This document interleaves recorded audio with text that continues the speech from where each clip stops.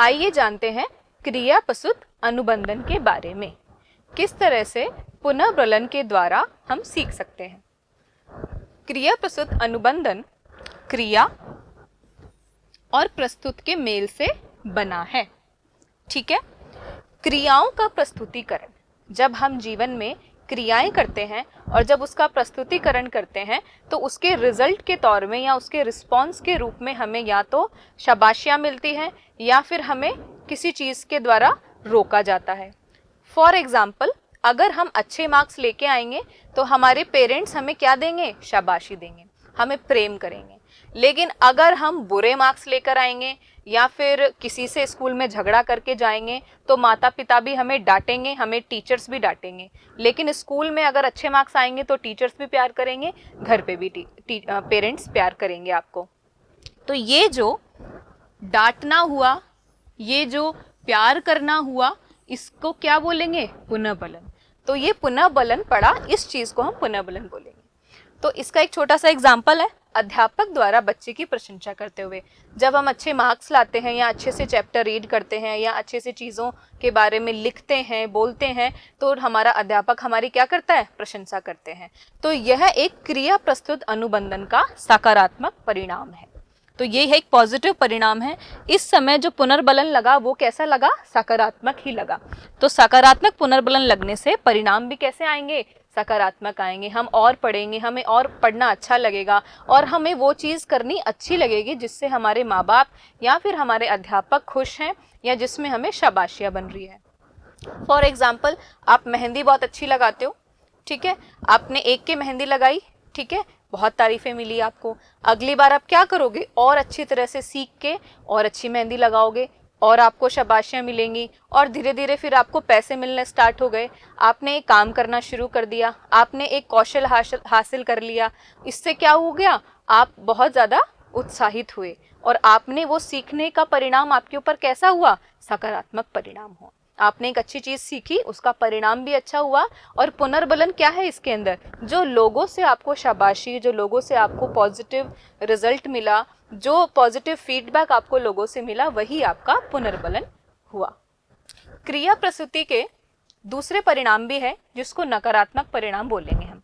अध्यापक द्वारा बच्चों को सजा देते हुए, जब भी हम कोई गलत काम करेंगे, सपोज हमने क्लास में किसी को मारा या हमने किसी के पेज फाड़ा या हमने गंदे मार्क्स लेकर आए या फिर हमने किसी का अपमान करा, तो टीचर ने हमें सजा दी। ये क्या है? एक नकारात्मक पुनर्बलन लगा और इसका परिणाम भी नकारात्मक रहा। लेकिन फिर क्या हुआ? इस तरह से बच्चा अलर्ट हो गया। बच्चा क्या सीख गया कि मुझे यह काम नहीं करना है, अगर यह काम करूंगा तो कैसे परिणाम मिलेंगे? नकारात्मक परिणाम मिलेंगे। नकारात्मक परिणाम मिलेंगे तो उससे स्वयं को कैसा लगेगा? स्वयं को भी नकारात्मक लगेगा। तो बच्चे ने नकारात्मक चीजें करना छोड़ दी। उसने किसी को मारना पीटना छोड़ दिया या किसी का अपमान करना छोड़ दिया और या फिर वो पढ़ने में बहुत अच्छा हो गया, पढ़ने में उसने रुचि रखी, क्योंकि वो सीख गया। क्या सीख गया वो? कि मुझे नकारात्मक परिणाम नहीं हासिल करने हैं, मुझे कैसे अनुबंध बनाने हैं? मुझे पॉजिटिव और सकारात्मक अनुबंध ही बनाने हैं। क्रिया प्रस्तुति के साथ पुनर्बलन और प्रेक्षण द्वारा सीखना हमने सीखा है। व्यवहार की व्याख्या हम सहयोग से कर सकते हैं। क्रिया प्रस्तुत में पुनर्बलन की निर्णायक भूमिका है। जो क्रिया प्रस्तुत अनुबंध है उसमें पुनर्बलन की एक निर्णायक भूमिका है। ये हमने कुछ एग्जाम्पल्स में देख लिया है और हमने यह भी जाना है कि पुनर्बलन के दो प्रकार हैं, एक सकारात्मक परिणाम है, एक उसके नकारात्मक परिणाम है। इन परिणामों का, इन सिद्धांतों का के फाउंडर कौन है और इस सिद्धांत को किसने लॉन्च किया है, आज हम उसके बारे में जानेंगे। पुनर्बलन के सिद्धांत को लॉन्च करने वाले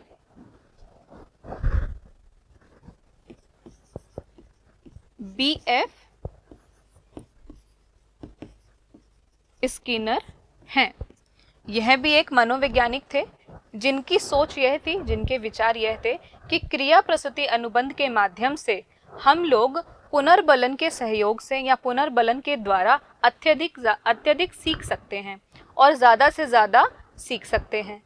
तो इन्होंने एक एक्सपेरिमेंट भी किया है जो ये प्रूव करता है कि किस तरह से क्रिया प्रस्तुति अनुबंध और पुनर्बलन के कारण हम ज़्यादा से ज़्यादा आसानी से सीख पाते हैं। आइए देखते हैं बीएफ स्किनर का एक्सपेरिमेंट। ये देख रहे हैं आप स्किनर बॉक्स।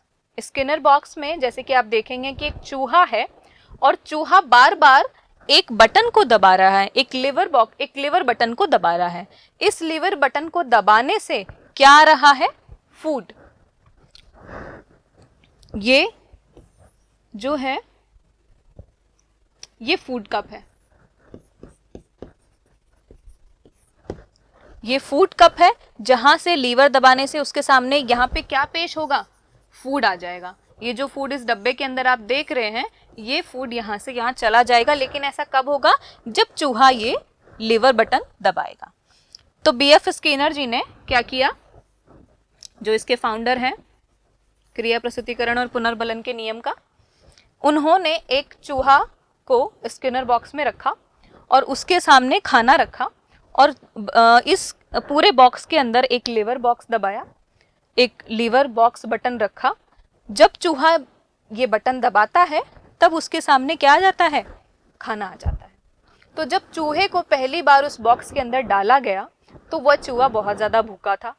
वह उछलने कूदने लग गया, इधर उधर कूदने लग गया और बहुत सारी प्रतिक्रियाएं देने लग गया। उसके बाद में गलती से उससे एक बटन दब गया, जो कि ये है, जो कि लीवर बटन है।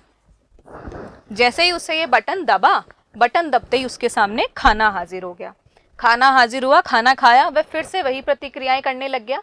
प्रतिक्रियाएं देने के बाद में उससे फिर से गलती से बटन दब गया, फिर से उसके सामने खाना हाजिर हो गया और उसने खाना खाया और फिर से वह प्रतिक्रियाएं करने लग गया। जब ऐसा उसने 3-4 बार दोहराया तो उसे क्या पता चल गया? उसे पता चल गया कि जब भी वह लीवर बटन दबाएगा तो उसके सामने क्या आ जाएगा?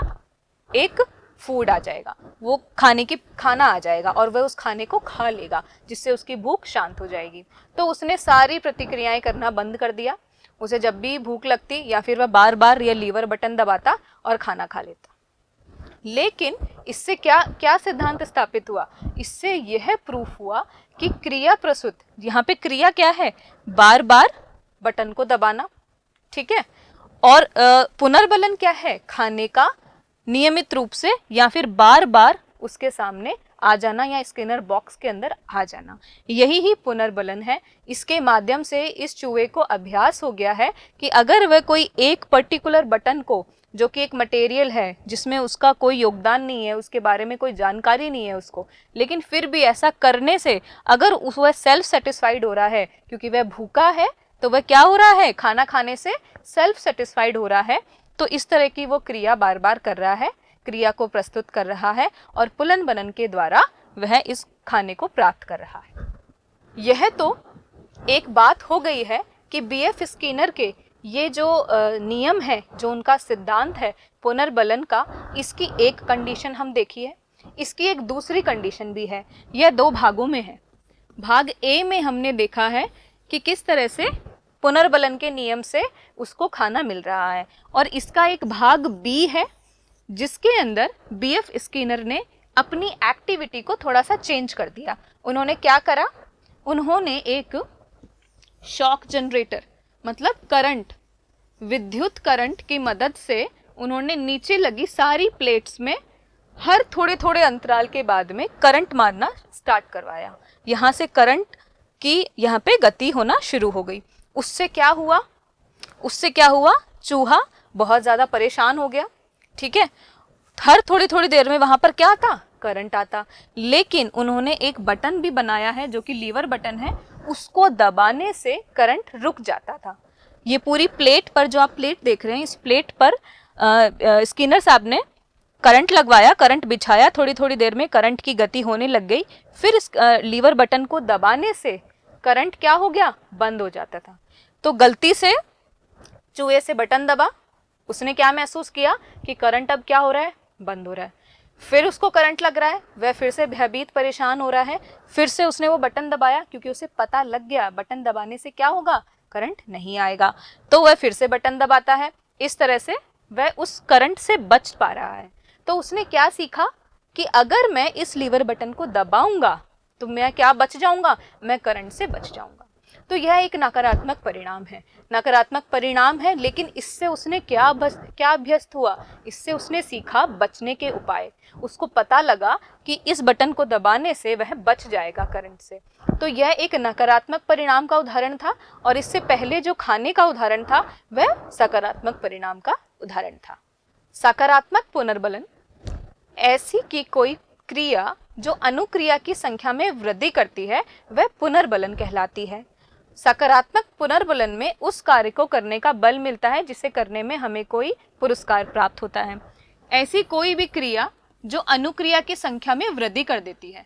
अनुक्रिया का मतलब रिस्पॉन्स उसके सबसे ज्यादा आने लग जाते हैं। जब हमने देखा कि चूहा स्किनर बॉक्स में है तो वह बार बार बटन को क्यों दबा रहा है, क्योंकि उसको क्या मिल रहा है, वहां पे खाना मिल रहा है। तो ये क्या हो गया, एक सकारात्मक पुनर्बलन। संख्या में भी क्या हो रही है, वृद्धि हो रही है, बार बार बटन दबा रहा है क्योंकि सकारात्मक पुनर्बलन उसे मिल रहा है। और उसे क्या मिल रहा है, पुरस्कार। उसके लिए एक भूखे चूहे के लिए पुरस्कार क्या है, उसका खाना। लेकिन वहीं अगर हम बात करें, अगर हम स्कूल में हैं और हम हर बार फर्स्ट आ रहे हैं तो हमें क्या मिलेगा, पुरस्कार मिलेगा। इस पुरस्कार को पाने के लिए हम हर साल क्या करेंगे, मेहनत करेंगे कि नहीं, मुझे अगर 2021 में पुरस्कार मिला है तो मुझे 2022 में भी चाहिए, आगे भी चाहिए, आगे भी चाहिए। मैं जितनी भी क्लासेस में पढ़ता जाऊं मुझे क्या मिले, पुरस्कार मिले। तो ये एक पुनर्बलन स्थापित हो जाएगा पुरस्कार मिलने को और पढ़ाई के बीच में। अब चलते हैं नकारात्मक पुनर्बलन के बारे में जानने। आइए अब जानते हैं नकारात्मक पुनर्बलन की व्याख्या। इस पुनर्बलन द्वारा एक बिल्कुल भिन्न प्रकार से अनुक्रिया की संख्या में वृद्धि की जाती है। इसमें प्राणी बचाव द्वारा सीखने नकारात्मक पुनर्बलन का प्रयोग किया जाता है। आइए जानते हैं। इसमें बहुत ही एक बिल्कुल डिफरेंट तरीके से, एक डिफरेंट मैनर से क्या होता है, यहाँ पर अनुक्रिया की संख्या में वृद्धि तो होती है। सकारात्मक में भी अनुक्रियाओं की वृद्धि होगी और नकारात्मक पुनर्बलन में भी अनुक्रियाओं की वृद्धि होगी। ठीक है। इसमें प्राणी बचाव द्वारा मतलब बचने के तरीके को ढूंढता है और उसको सीखता है, और नकारात्मक पुनर्बलन का प्रयोग किया जाता है। नकारात्मक आप कह सकते हो कि एक नकारात्मक बिहेव हम करते हैं उस बच्चे को नकारात्मक पुनर्बलन सिखाने के लिए। ठीक है। जैसे कि ये इसको थप्पड़ मार रहे हैं क्योंकि इसने जरूर कुछ गलत काम किया होगा इस बच्चे ने, या फिर कोई फूल तोड़ा होगा, या किसी बच्चे को धक्का दिया होगा, तो उससे क्या करा, उसको थप्पड़ पड़ा, और थप्पड़ पड़ने से उसे क्या समझ में आया कि ये नकारात्मकता मुझे नहीं चाहिए, तो इसलिए मैं क्या करूं, मैं वही काम करूं जो प्रोहिबिटेड है, मुझे वो काम नहीं करने हैं, मुझे सिर्फ अच्छे काम करने हैं। तो ये प्राणियों को इस तरह से सिखाया जाता है।